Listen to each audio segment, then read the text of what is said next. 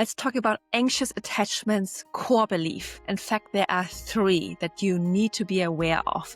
These are the root causes of all your triggers. So being anxiously attached can feel like your emotions are too big to manage sometimes. One moment you're fine, and next you're spiraling and overthinking and convinced your partner doesn't care, isn't choosing you, or they might leave. However, what if I would tell you these triggers are less about them, less about your partner, and have so much more to do with you and actually your past? So, because these are echoes of your past, when you didn't feel safe or when you didn't feel worthy or good enough or too much, when you felt overlooked and maybe not capable of handling a big emotion, these are echoes back when you were 7 years old or 3 years old. And a core wound is a painful belief and also a feeling about yourself that got stuck inside of you, that you never really felt, and a belief that you kept on believing and you found evidence for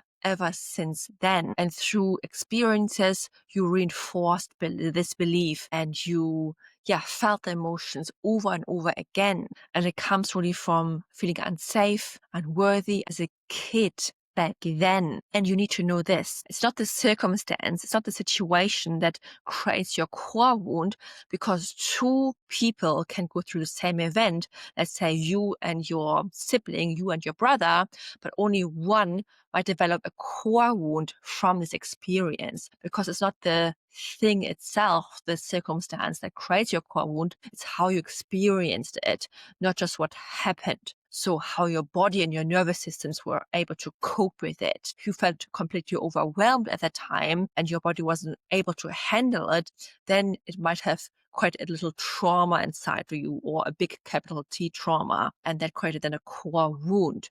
So your nervous system has learned early that you had to anticipate maybe abandonment, to earn attention, and to fix problems just to feel okay. Even in relationships that are loving now, your anxiety can make you overthink or overtext, over-apologize, or shrink yourself. Because a lot of my clients are actually in healthy relationships where the partner is good, they know the partner loves them, but somehow they still doubt themselves, they doubt the relationship, and they doubt the love that the partner has for them. Because no matter how much reassurance and love and validation you get, it's never enough because of what happened in the past.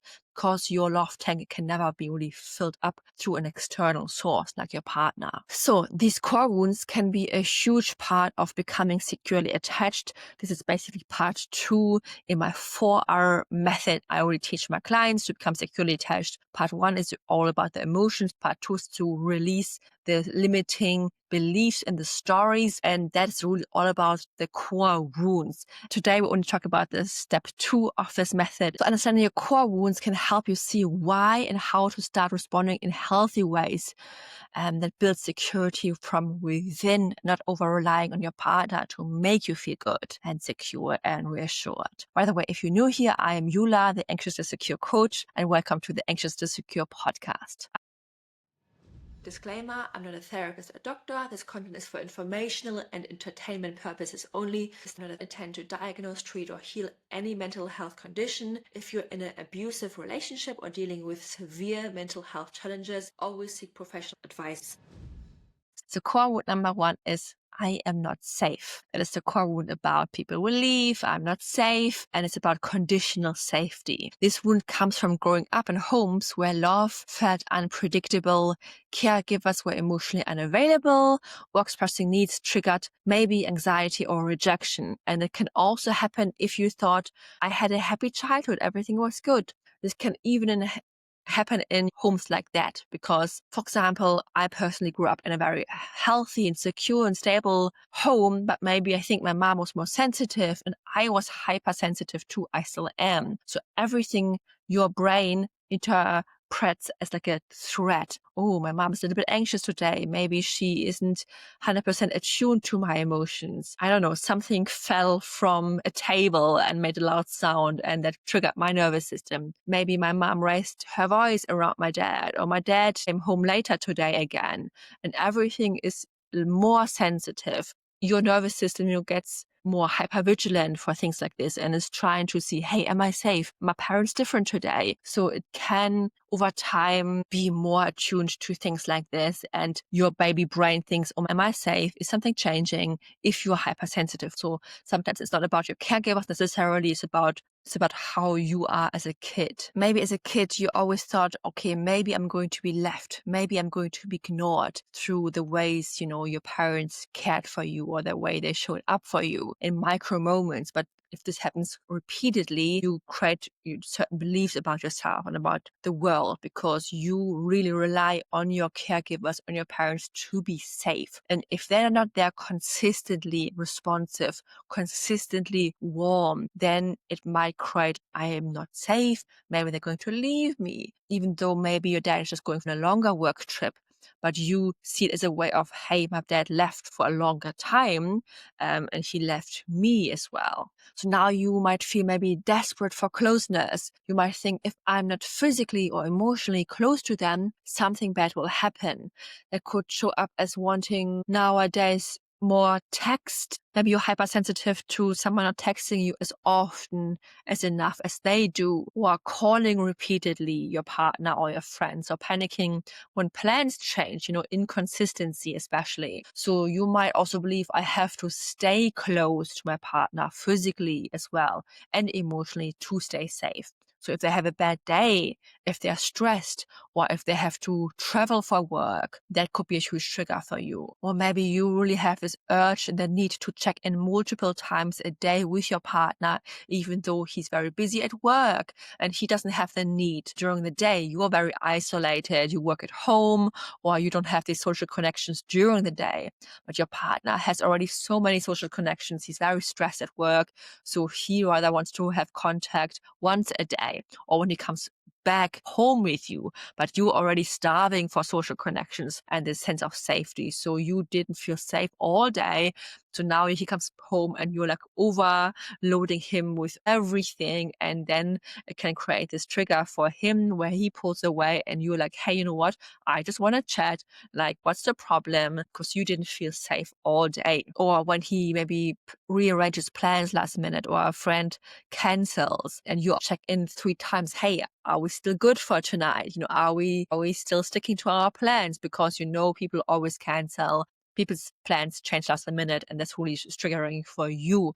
And you feel like, no one's reliable, no one prioritizes you, they don't choose you. And that feels very triggering. And this wound from the past creates behavior pattern like over attaching too fast when you get to know new people, but also long-term relationships. You're attaching too much to this person, putting too much value on romantic relationships, and you neglect yourself and you're abandoning yourself in the process. You're seeking overly reassurance from other people, especially a romantic partner, having trouble to let go after a breakup. You are very resentful and angry towards this person. You're thinking like they really treated you like trash. In reality, though, it's normal if people move on, if not all relationships work out, but for you it feels like so much stronger because it's not just that the person left, your entire sense of safety has been like shaken up, your source of safety. And this can also happen during conflict. This is all because of this wound that I am not safe. I'm only safe with my person, with my partner, because you've really heavily relied on co-regulation. Co-regulation is when you feel good and feel safe with one person, with your partner especially. It can also happen in micro moments. So when I go through little things like, I have to go to a doctor or something scary, something new, even like say to a job interview. Whenever I would go with my partner or someone who's, I'm really comfortable with my parents, I know I will be okay. They can ease my anxiety and calm my nerves. However, if I would have to go through this alone, my anxiety would be through the roof in the past. And I still feel like, I'm so much more like a co-regulation person. However, now I've learned tools to soothe my anxiety first, to take care of me first. And then if I'm with my partner, that is just a huge bonus on top of this. But I'm not overly relying on my partner, on someone else to make me feel okay, because that's my job now. Some other childhood root causes could have been like perhaps a parent left suddenly or emotionally withdrew or dismissed your fears as well. Maybe you're very hypersensitive and you cried so much and your parents were not able to give you the comfort, the physical reassurance. They didn't give you the hugs. They didn't validate your emotions and you just felt so alone. You didn't feel like safe emotionally. And you learn that early on that safety depends on staying hyper vigilant as well and alert to their moods, because maybe your mom can snap at any moment or your dad can shout at you. Now you notice your partner hasn't texted you back in a while, like in 2 hours, or they come home later from work and usually they're always home by 6:30 and they haven't even read your last message and what is going on, and you're hyper alert again to their moods, their behavior, their voice, and very attuned to them. And when I tell my clients, hey, you have to focus on you, don't focus too much on what your partner does. You need to create hobbies of your own. They can't do this because they only feel safe when they focus on the other half, when they focus on the partner, because it's kind of like a threat if they leave or if something changes. So focusing on them feels like the most risky, dangerous behavior. But will be in the end the healing tool to do this gradually, because it's like you train your nervous system what is safe in your behavior. Let's say a bear is chasing you and you have to focus on him. You either run away and keep turning around. The more you turn around your head, the more you teach yourself like you're not safe. When I was little, I was very afraid of the dark. So as soon as I came home, when it was winter and it was dark outside, I closed my door and then I run upstairs. But the moment I run, I increase my fear and anxiety, because running away trains your body that you are being chased right now. And the more I turn my head around, I literally increase my fear and anxiety, because I train my body to think there's something chasing me. The same is true for your relationship right now. The more you hyper fixate on the problem, apparently, on your partner, what he's doing, if he's changing, how he's breathing, how he holds his phone, if he's texting someone, if he's coming home later at work, the more you train your body that you're not safe, your partner's doing something shady, he might abandon you, something risky is going to happen at any moment. You have to stay alert to this threat. This is what I do with my clients. You have to, first of all, notice the pattern. You have to notice this core wound. You have to feel the emotions. You want to rewire this story that you're safe already, that no bears chasing you. But this is not the episode for how to heal it in depth. Right now, I'm going to go into core wound number 2. Core wound number 2 is I am not worthy of love, or it can also sound like I am not good enough, or I am too much. It's all the same category. In the end, it goes down to I am not worthy, or I'm only worthy when I get the specific type of actions from my partner. If my partner tells me 10 times a day he loves me, then I'm worthy of love. If I'm in a relationship and if I'm married, then I'm worthy of love. Otherwise, there's something wrong with me. There's something shameful about me. If I'm going through a divorce, then there's something wrong with me. I'm not worthy of love. I'm not good enough, right? You really tie their actions and external circumstances with your worth. And often then you also show up in relationships by overdoing. You try everything to keep them. You be the perfect mom. You're the perfect housewife. And you raise the bar for yourself and for your partner in the relationship so high that it's unreachable just to achieve to be worthy and lovable. While in fact, you don't need to do anything to be loved. You're born worthy and lovable, and there's nothing anyone can say or do to remove your worth, and you don't need to do anything to make yourself feel more lovable or worthy. And this wound develops when love felt conditional, where praise or attention only came for good behaviors maybe or achievement, and when you were maybe ignored when you didn't do anything right or when you were the bad kid, and maybe you got a treat when you were quiet and when you were the good girl or the good boy. You catch yourself thinking, they didn't respond, I must not matter really. I guess, are not important enough deep down, all right? This all happens subconsciously. As a baby, you can't think rational thoughts. You only think about, subconsciously, this is all happening. This is all, everything what is happening as a baby, you take in as a sponge, your subconscious mind. And a typical subconscious belief might be here also like, I only matter if I'm chosen or if I'm performing. So often parents were very stressed or overwhelmed. And if you were crying, you've been told to be quiet. And eventually maybe you have adopted to like, hey, you know what? I have to be quiet to not to be a burden to my mom. I don't want to be another thing on their plate. You try to, earn the love by being a good kid, not crying, not to be any trouble for them. And this can also show up in relationships later where you over checking or bending over backwards to earn their attention or apologize too much. Just apologize for existing. You're the person who always says, oh, sorry. If you bump into someone at work, you just say, oh, sorry, could I borrow the pen? No, you don't need to apologize for existing or for asking to borrow something. By the way, that used to be so me and it's still something so automatic. Still do this sometimes, but I really need to catch myself to not do this. At work, you might overachieve, stay extra long just to be everyone's favorite and to be liked by the boss. In the end, though, this is not always going to give you the promotion. In fact, sometimes they just take more of you. In the end, you're just burned out and you're over pleasing and you're fearing even feedback and constantly seeking validation and just walking on eggshells. And a deeper down belief might be like, I'm responsible for everyone's feelings. You may feel like you have to fix your partner's emotions or comfort friends and family before addressing your own needs, because it can feel so uncomfortable when your partner comes back from work and he's grumpy, or you just be in a room even with your boss and there's this tension in the room because, this is a threat to your safety. And there's also this fear of, feeling too much or not good enough.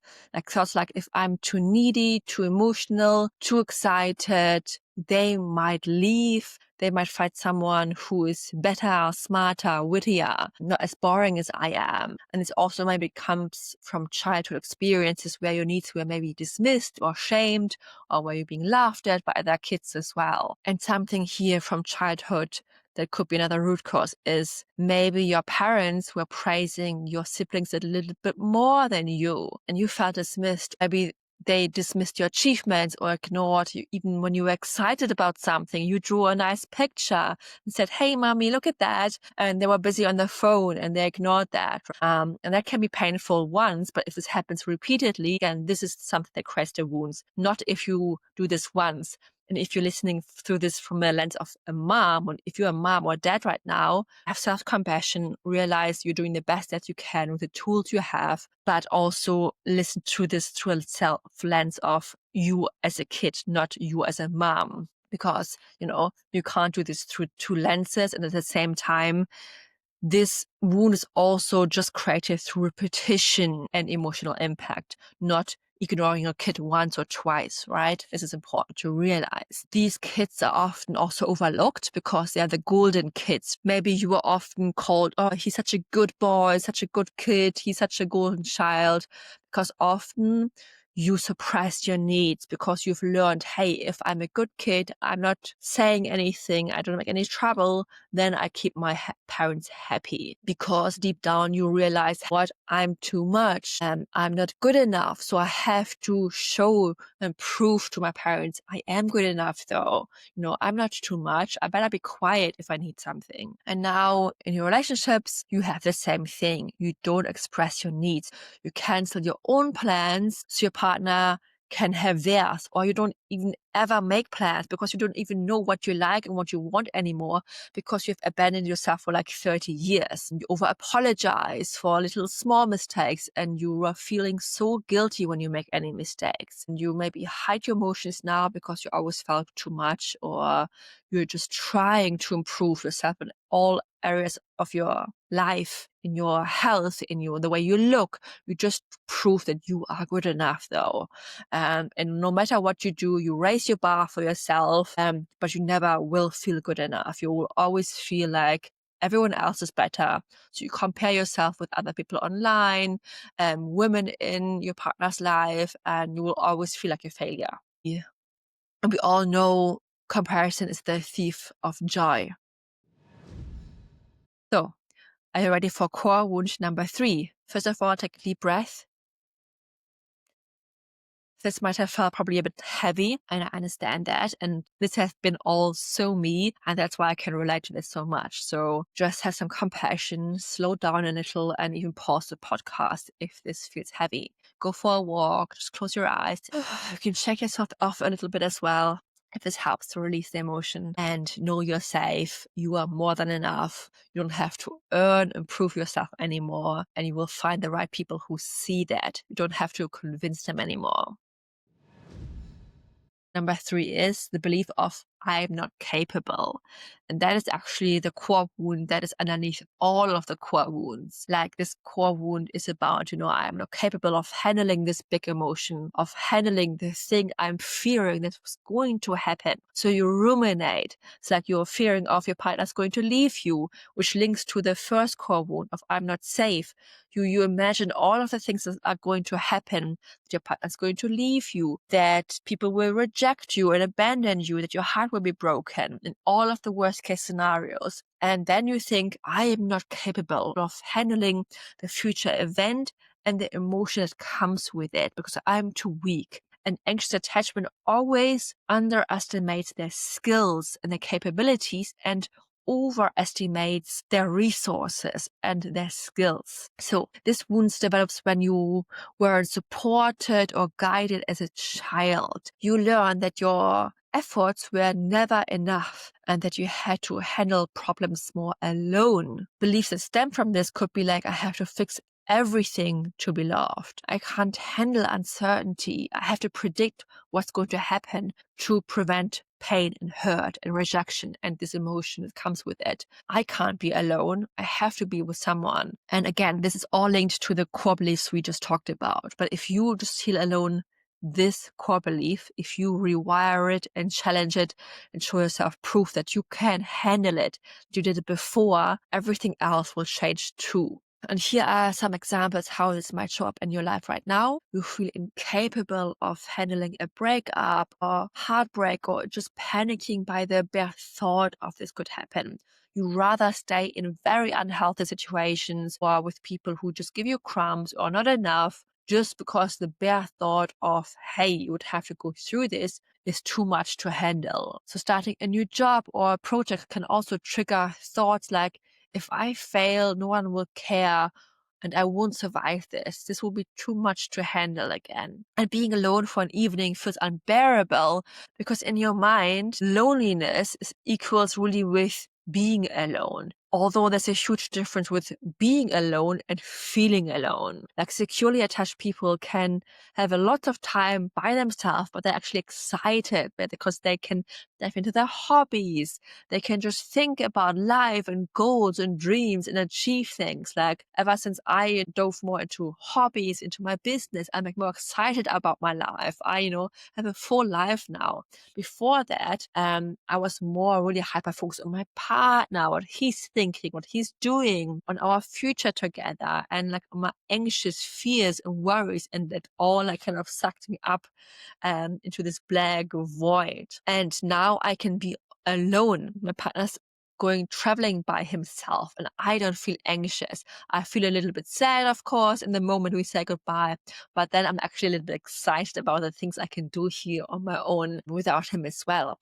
And then seeing him is even more excited when we then see each other afterwards. And maybe a part of you even feels like you have to hide being vulnerable, and feeling the thing is like so unbearable because it feels so painful emotionally. And if I show sadness or fear, maybe I'll be even judged or abandoned. So you always avoid crying and, hide that part of yourself. You might overplan and overthink or try to fix the problems for your partner just to feel secure. And this could come from your childhood as well, because maybe crying or showing fear as a child wasn't fully safe or supported. Maybe you were ignored or dismissed as well, or maybe even mocked somehow. Or you were expected to manage your emotions and take care of yourself, and possibly taking care of your siblings. And now in your relationships, you notice your partner is quiet or distant, and you immediately start problem solving or over explaining yourself or checking in, hey, you know what, are we okay? Are we good? You're being hyper vigilant again about seeing, hey, are they pulling away from me? Are we standing in a safe spot, or is he going to leave me subconsciously? So you're trying to fix his mood. You're trying to cheer him up, and because you can't cheer him up because he's still moody, you spiral and panic even more and you can't handle it. Let me tell you, I used to have all of these. Some of them still pop up for me, especially the second one of like, I'm not good enough. So I think that was the strongest one for me. And the first one of people will leave me, I'll be abandoned, also showed up in weird ways, like in my sleeping pattern. Often I woke up with like huge nightmares. For like, I think 30 years, I had nightmares every single day. And only when I shared these at some point with my partner, when I woke up like in tears, terrified, frozen, couldn't even move. I don't know if these are called night terrors. I don't think so, but like I completely was frozen, terrified, and kind of just managed to like move my little finger to wake my partner up. He said, you know, it's not normal to have these kind of nightmares. And that was still when I was anxiously attached. So now, after becoming more securely attached and heal my I'm unsafe wound, that kind of has shifted slowly as well. And I think it's because of my core wounds and because of my huge fears around not feeling safe in the world and in relationships and always worrying about the worst case scenarios. Yeah. So here is your homework for today. Grab your pen and paper because only actions create results. I want you to start creating a difference for yourself and empower yourself. So write down your core wounds. First, around safety. So fill in the blank and say, I'm only safe when following conditions are met. Write down all your conditional thoughts around safety. For example, it can sound like, I am only safe when my partner doesn't pull away. He tells me he loves me daily and he texts me back within 1 hour, or he doesn't forget to pick up the things from the shop like I ask him to. And then for the second core wound, write down, I feel only worthy or good enough or not too much when certain conditions are met. Say my partner's loyal, or I get all my partner's attention and affection, or when I look and feel good in my body, only then I feel worthy of love and good enough and not too much, or when my partner validates my feelings and emotions, or when I'm a great housewife and I give a lot and I'm acknowledged for my achievements, only then I feel worthy of love and not too much or not triggered. And then the third one is like, I'm only capable of handling life or relationships or emotions when, again, fill in your conditions, like only when your heart isn't broken, when he doesn't cheat or when he doesn't lie, or when everything is good and there are no ups and downs in life, when my partner's with me, when he doesn't get sick and his mood is always great, when there's no argument and no conflict. Things like this. So you want to write out what is your conditional belief, because in truth is there shouldn't be any conditions. You are born worthy and your emotional safety doesn't depend on others or external factors, and you are much more capable than you give yourself credit for. Your anxious reactions are your past trauma replaying itself and are not the present moment. The faster you trace, your surface level thoughts and then realizing your deeper beliefs and your root childhood causes and realizing how they now impact your current behavior, the faster you can then self-soothe and respond calmer and start building a secure attachment style. You don't have to shrink or overgive or panic to be loved. And understanding these wounds can give you clarity and compassion for yourself and the ability to show up fully in love without trying to control it. If you want to rewire your core wound, I can work with you one-on-one. We can start off with WhatsApp or with video calls directly. Check out the free resources also in the attachment library, where you can find worksheets and journaling prompts and quizzes, and where you can also see the offers, how to work with me one-on-one, or entry offers like mini courses. By the way, I work with anyone who is not in any kind of abusive relationships, who are ready to take action daily and apply what we work on during those calls or during this text messages. Because the truth is, you can't just think your way into safety.